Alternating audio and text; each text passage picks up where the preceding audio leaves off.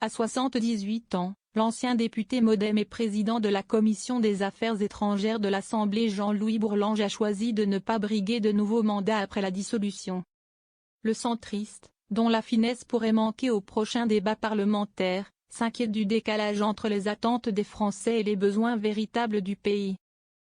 Et préconise une nouvelle organisation des pouvoirs, plus favorable au partage qu'à l'exclusion, pour sortir de l'impasse. Jean-Louis Bourlanges, ce qui a caractérisé ces élections, si est-il le refus de poser sérieusement le problème des orientations du pays. L'Ukraine, l'Europe, l'Alliance Atlantique, la politique économique, l'avenir de la démocratie, tout cela a été ignoré pendant la campagne. Le débat se concentrant sur un ensemble de gratifications électorales infinançables et sur la mise en scène de frustrations, légitimes en matière de sécurité ou de contrôle de l'immigration, ne débouchant sur aucune politique alternative clairement établie. Si est un signe très grave de déphasage entre les besoins du pays, qui exigent des efforts et des investissements, et ses attentes. Jamais l'écart n'a été aussi grand entre les uns et les autres. Selon moi, nous vivons une véritable crise anthropologique qui coupe les Français de leur passé comme de leur avenir. La dissolution a-t-elle contribué à révéler au grand jour l'ampleur de ce bouleversement? Politiquement, une situation de cet ordre est très difficile à gérer et l'est d'autant plus en France, où le pouvoir est centralisé, concentré, personnalisé autour d'un président extrêmement doué mais volontiers accusé de tous les maux de la création.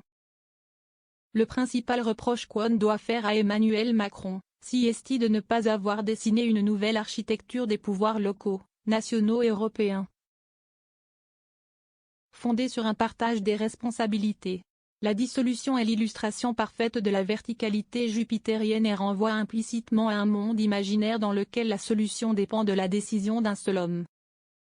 Les difficultés d'Emmanuel Macron consacrent-elles l'échec du centrisme en France?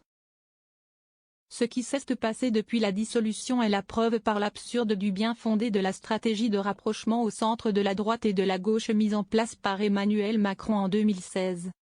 Ce n'est pas Macron qui a brisé la gauche et la droite traditionnelle, si est l'extrême gauche reconstituée par Jean-Luc Mélenchon et l'extrême droite développée par Marine Le Pen. L'idée de base, si est que les différences d'orientation stratégique entre la droite et la gauche modérée sont infiniment moindres qu'où est neutrée la droite et l'extrême droite, d'une part, et la gauche et l'extrême gauche, d'autre part, et qu'il y a donc une pertinence à ce que des forces qui sont idéologiquement proches cessent de se battre entre elles pour des raisons politiciennes.